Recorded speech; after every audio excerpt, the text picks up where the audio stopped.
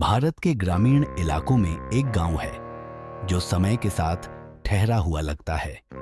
यह है सूर्यपुरी, एक ऐसा स्थान जहां आस्था और भय एक साथ चलते हैं। यहां एक कहानी फुसफुसाई जाती है, एक प्राचीन मूर्ति की जिसे देवताओं ने शापित कर दिया था। आज हम उस रहस्य से पर्दा उठाएंगे। यह है भूला हुआ देवता। वीडियो को अंत तक जरूर देखें, क्योंकि जो आप सुनने जा रहे हैं वह मिथक और वास्तविकता के बीच की रेखा को धुंधला कर देगा। एक मूर्ति जो असीम शक्ति देती है, लेकिन आत्मा के मूल्य पर। पांडुलिपि में यही लिखा था। क्या यह सच हो सकता है या यह सिर्फ एक और मिथक है? राघव यह पता लगाने के लिए दृढ़ था। राघव एक इतिहासकार जिसकी जिज्ञासा असीम थी, सूर्यपुरी के दिल में स्थित उस छोड़े हुए मंदिर की ओर बढ़ता है। एक मंदिर जहां सूर्य ढलने के बाद कोई कदम नहीं रखता। जैसे ही वह अंदर कदम रखता है, सन्नाटा खतरनाक था। केवल हवा की धीमी सरसराहट सुनाई दे रही थी।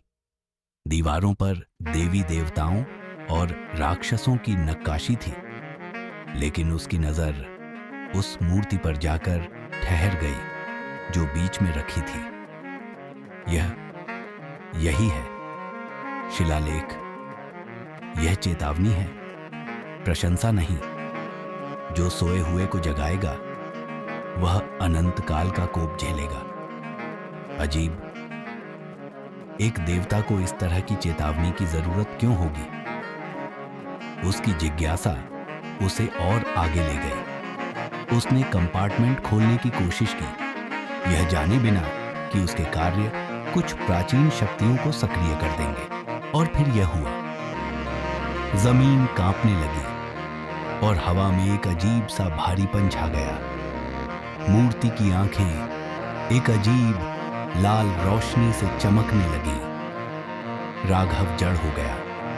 उसकी आंखों में डर साफ झलक रहा था, लेकिन वह छाया बोलती रही। तुमने मेरी नींद को भंग किया है, अब तुम्हें प्रायश्चित करना होगा। राघव ने जैसे ही गांव में कदम रखा, उसे अजीब सा महसूस हुआ। गांव में सन्नाटा था, लोग उससे बचने लगे। और फिर उसने सुना, तूने शापित देवता को जगा दिया है।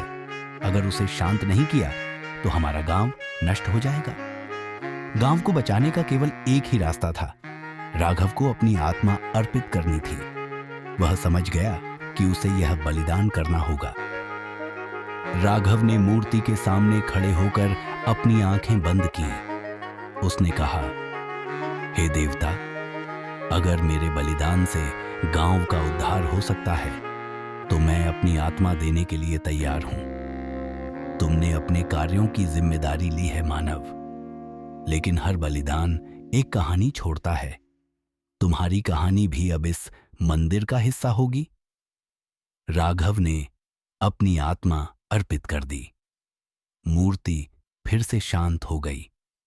गांव बच गया, लेकिन राघव का नाम केवल इस मंदिर की दीवारों पर बचा रहा।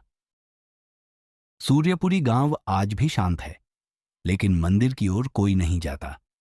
कहते हैं, जो भी वहां जाएगा वह राघव की कहानी का हिस्सा बन जाएगा।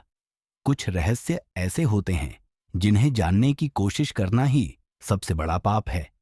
क्या आप कभी सूर्यपुरी के मंदिर में जाने की हिम्मत करेंगे?